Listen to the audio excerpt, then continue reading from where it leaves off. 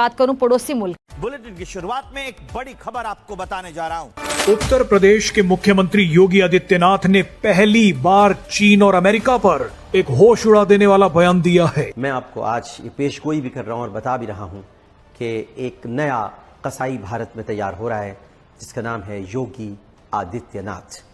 ये नरेंद्र मोदी से भी ज्यादा खतरनाक और मूजी है। बहुत बड़ी और तहलका खेज ये खबर है, इंकशाफ है और ये पूरी तकरीर है। अब इस बयान के आते ही सोशल मीडिया पर जबरदस्त बहस छिड़ गई है। एक तरफ सीएम योगी के इस धमाकेदार बयान को लेकर बातें हो रही हैं, तो वहीं दूसरी तरफ सीएम योगी के भविष्य को लेकर भी चर्चाएं शुरू हो गई हैं। आपको ये दिखाना चाहता हूं उनकी बहादुरी कि वो किस तरीके से उन्होंने बहादुरी के साथ ये बात की है। जरा ये सुने वो क्या। सीएम योगी का ये पूरा बयान हम आपको आगे सुनवाएंगे, लेकिन उससे पहले इस बयान और बयान देने के मायनों को समझ लीजिए। मुख्यमंत्री योगी आदित्यनाथ अब खुलकर चीन, अमेरिका और विदेशी शक्तियों पर बयान दे रहे हैं। सीएम योगी ने कहा कि अमेरिका, चीन और भारत में बड़ी प्रतिस्पर्धा शुरू होने वाली है। सीएम योगी ने पूछा कि दुनिया के जिन देशों को भारत पछाड़ने जा रहा है, जिनकी प्रतिस्पर्धा में खड़ा होने जा रहा है, क्या वो देश शांति से बैठेंगे? हम तो अभी योजना भी नहीं बना रहे, लेकिन उन लोगों ने योजना बनानी शुरू भी कर दी है। सीएम योगी ने कहा कि आज भी आप देखेंगे कि भारत के अंदर आतंकवादी समूहों के पास जो हथियार मिलते हैं वो कहां से आते हैं। ये हथियार किसी न किसी पड़ोसी देश द्वारा बनाए जाते हैं। यहाँ पर सीएम योगी का इशारा चीन की तरफ था। खबर में पड़ी थी, रॉयटर्स में आई ये खबर, इंटरनेशनल मीडिया और इंडिया के नेशनल मीडिया पर ये खबर पब्लिश हो रही है। पाकिस्तान के मीडिया में तो ऐसा जिस खबर का इतना ज्यादा नहीं इल्म, लेकिन खबर ये है कि वहां पर इंडिया में जो सीएम है यूपी के, उत्तर प्रदेश के सीएम आदित्यनाथ योगी साहब, उन्होंने ये किया है। निजाम की एक अहम तरीन शख्सियत है और वो इस तरह के बयान देते नहीं जैसे उन्होंने आज दिए हैं।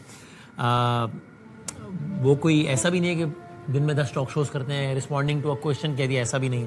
चीन और अमेरिका पर दिए गए सीएम योगी का बयान सुनकर सोशल मीडिया पर अब लोगों ने ये बोलना शुरू कर दिया है कि योगी सही दिशा में चल रहे हैं। दुश्मन देश के अंदर हो या बाहर, योगी सभी का इलाज कर देंगे।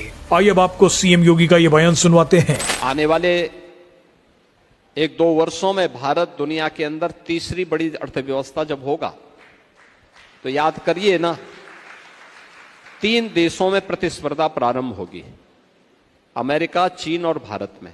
मुझे बताइए, क्या दुनिया के जिन देशों को भारत ने पछाड़ा है, क्या उनको अच्छा लगेगा? जिसको आप पछाड़ने जा रहे हैं, जिसकी प्रतिस्पर्धा में आप खड़े होने जा रहे हैं, क्या वह शांति से बैठेगा? और हम तो अभी योजना भी नहीं बनाए हैं, उन लोगों ने योजना बनानी प्रारंभ कर दी है भारत को अस्थिर करने की,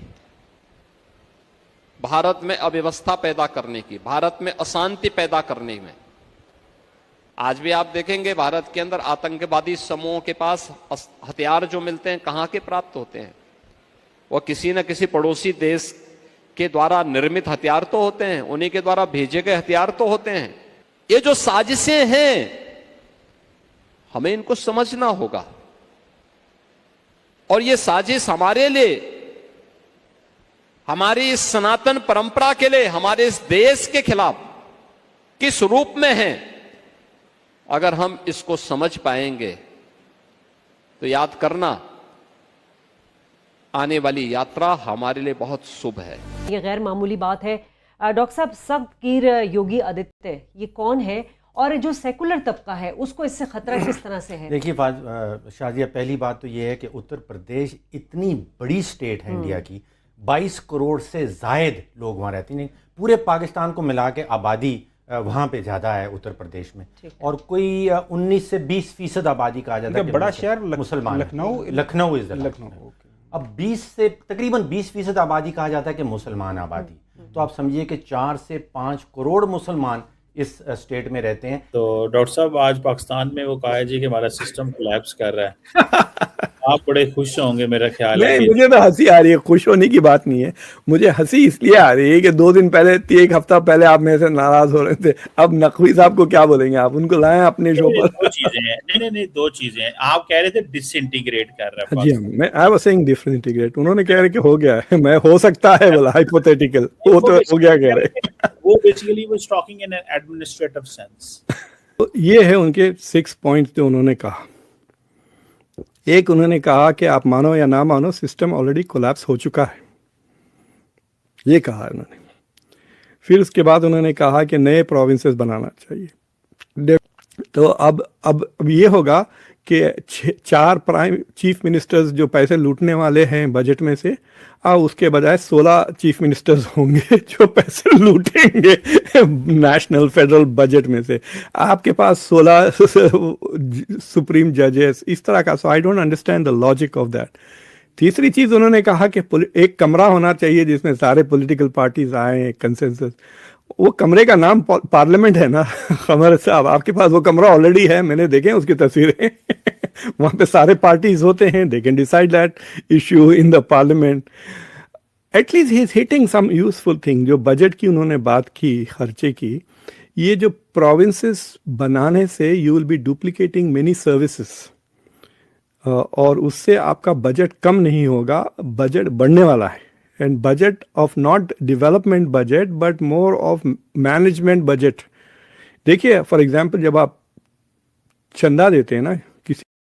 नमस्कार दोस्तों, जय हिंद। दोस्तों, योगी आदित्यनाथ जी ने एक ऐसा बयान दिया है जिसे लेकर इस वक्त पूरे पाकिस्तान में मातम पसर गया है। जी हाँ दोस्तों, भारत के भविष्य की सुरक्षा को लेकर उन्होंने ये साफ तौर पर बताया है कि आने वाले समय में भारत का खतरा किन किन लोगों से हो सकता है। क्योंकि कहते हैं ना कि अगर आपकी कद बढ़ती है तो उसके साथ आपकी दुश्मनी भी बढ़ती है। और उसी खतरा को ध्यान में रखते हुए उन्होंने कहा कि आप जिन लोगों को पीछा छोड़ना चाहते हैं, क्या आप उनसे आगे निकलने के बाद वो आपके ऊपर खुश होंगे या फिर आपके खिलाफ साजिश ही करेंगे। और ऐसी बात सुन पूरी दुनिया हैरान हो गई कि किस तरह से सीएम योगी आदित्यनाथ की सोच है और किस तरह से वो सोचते हैं।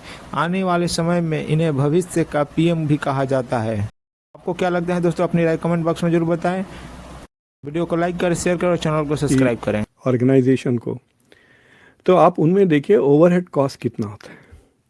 तो अगर आप $100 दे रहे हैं, ओवरहेड उनका 40-50% है। अब ऑक्सफैम वगैरह अब तो 50 से ज़्यादा हो गया, उनकी सीईओज को इतनी बड़ी बड़ी तनख्वाहें वो देते हैं।